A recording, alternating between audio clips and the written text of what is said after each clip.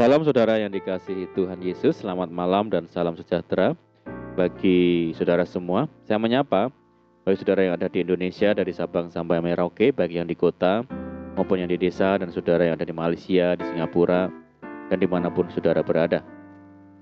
Senang sekali kembali menjumpai saudara pada saat ini. Kiranya damai sejahtera dan sukacita dari Roh Kudus melimpah dalam hati dan kehidupan saudara semua. Dan kiranya saudara semua dalam keadaan sehat selalu.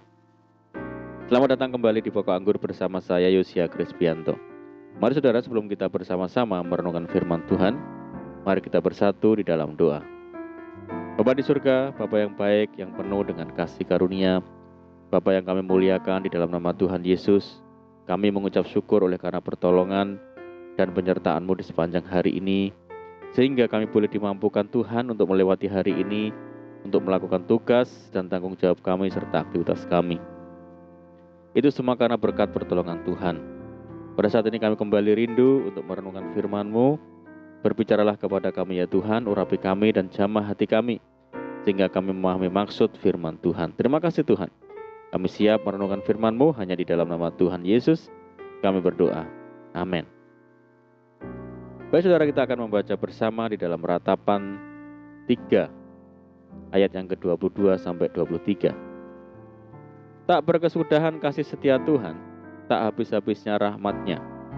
Selalu baru tiap pagi besar kesetiaan-Mu. Puji Tuhan.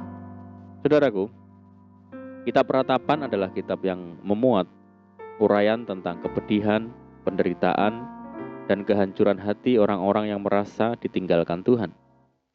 Kitab ini berisi syair yang meratapi jatuhnya Yerusalem ke tangan Babel dan kehancurannya.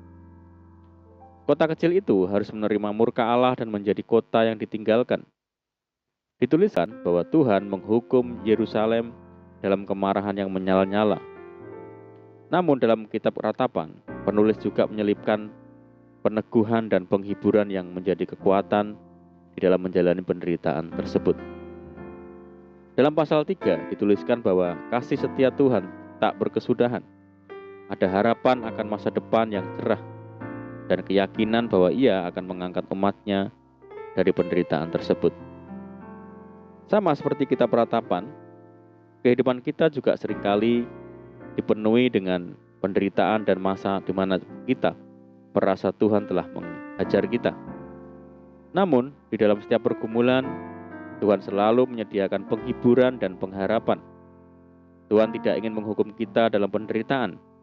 Ia ingin agar kita memeriksa hidup kita yang tidak berkenan di hadapannya dan berpaling kepadanya. Ia memberi kita kesempatan untuk menikmati kembali kasih-Nya yang tidak berkesudahan. Tuhan hanya ingin kita tinggal dekat dengannya dan percaya kepadanya. Dikatakan, Tuhan adalah baik bagi orang yang berharap kepadanya, bagi jiwa yang mencari Dia. Ada satu pribadi yang tidak pernah berhenti mengasihi kita walau bagaimanapun keadaan kita, saudara. Dia menjanjikan sukacita yang baru. Dia menyediakan hari baru yang lebih cerah. Tuhan berada dekat dengan kita, sehingga apapun yang sedang kita jalani dan pergumulkan, kita dapat berbagi dengan Tuhan. Tertulis, karena tidak untuk selama-lamanya Tuhan mengucilkan. Karena walau Ia mendatangkan susah, Ia juga menyayangi menurut kebesaran kasih setia-Nya. Karena tidak dengan rela hati Ia menindas dan merisaukan anak-anak manusia. Pertolongan Tuhan selalu nyata dan tak berkesudahan kasih setia-Nya. Alamilah setiap hari dan imanilah setiap saat, saudara. Bahkan sampai dunia ini usai, kasih Tuhan tetap untuk selama-lamanya. Saudara, sebagai anak-anak Tuhan, sudah seharusnya kita memiliki kehidupan yang berbeda dari orang dunia. Karena kita memiliki Tuhan yang heran dan ajaib. Perjalanan hidup kita di masa lampau adalah bukti bahwa sesulit apapun hari-hari yang kita jalani, kita tidak berjalan sendirian. Tapi ada Tuhan yang selalu menopang dan menggendong kita. Tidak dibiarkannya kita bergumul sendirian. Kasih dan pemeliharaannya tidak pernah berubah. Karena itu, milikilah keyakinan bahwa kita pun pasti sanggup menjalani hari-hari ke depan dan menyongsong hari esok yang penuh pengharapan bersama dengan Tuhan.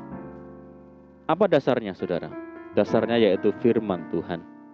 Tertulis, Tak berkesudahan kasih setia Tuhan, tak habis-habisnya rahmat-Nya, selalu baru tiap pagi, besar kesetiaan-Mu.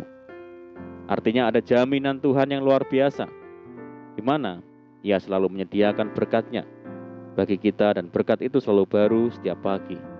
Bukan berkat yang sisa, saudara. Dikatakan, sebab itu janganlah kamu khawatir akan hari esok.